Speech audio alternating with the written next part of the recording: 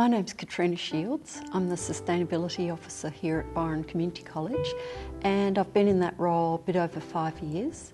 And during that time, my purpose has been to upgrade the sustainability at the college, and also part of my role is to embed sustainability into our accredited training.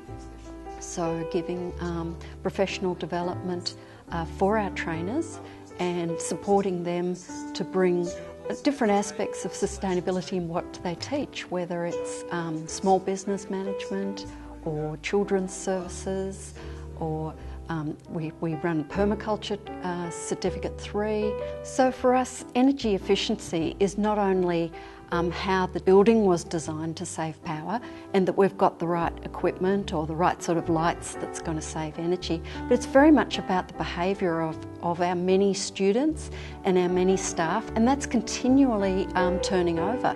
So we need to find ways to influence the behaviour of everybody who comes into the building, so that we do that in quite a number of ways. We have signs around the building which we continually need to refresh to make sure that they're relevant and they make sense. To indicate, how to use the air conditioning in a most efficient way, or, to turn off the lights, or what to do with the urns.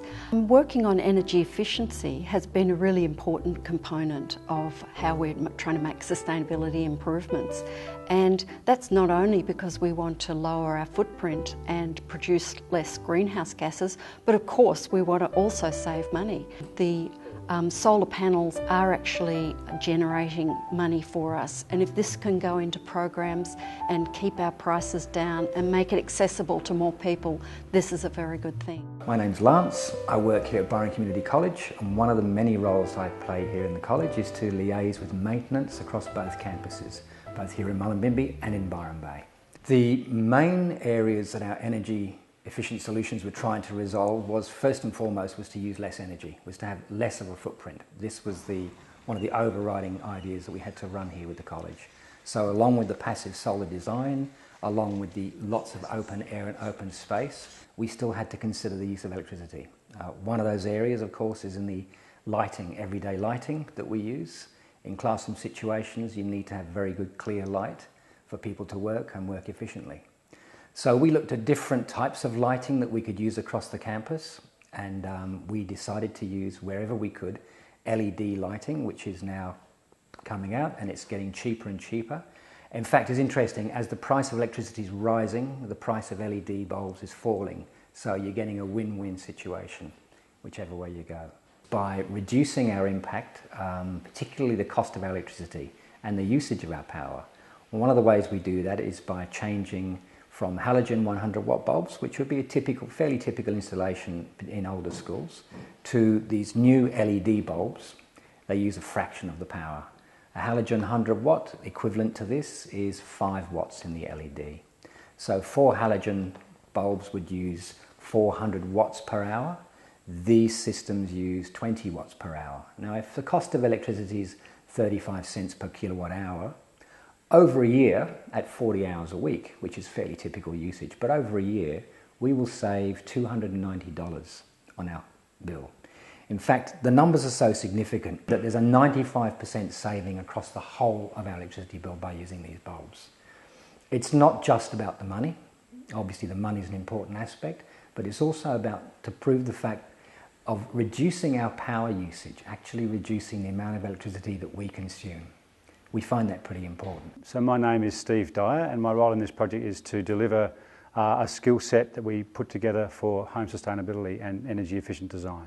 What we're trying to do with this course is make it accessible to builders. So we've dovetailed it in with continual professional development, so the builders actually receive points for coming.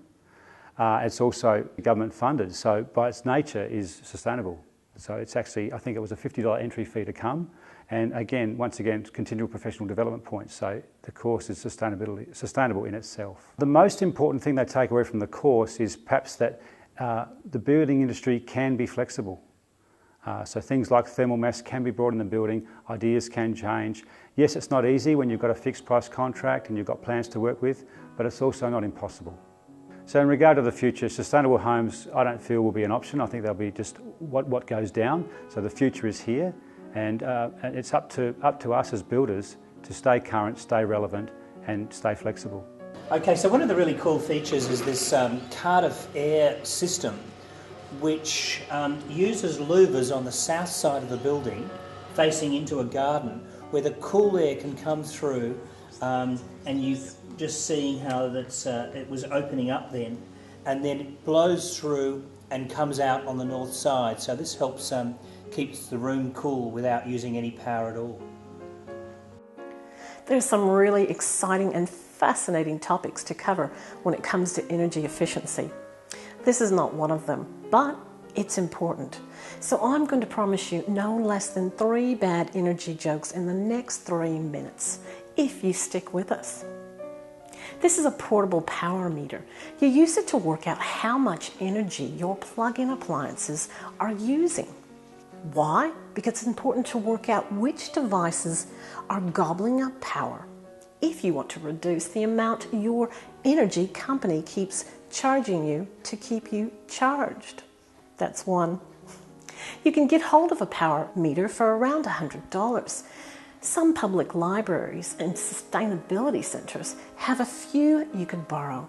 So here's how it works. Let's say you're looking at your fridge. You plug the fridge plug into this plug and plug this plug into your wall. So effectively, we're plugging a plug you can plug your plug into. That's 2. And now we wait for at least an hour.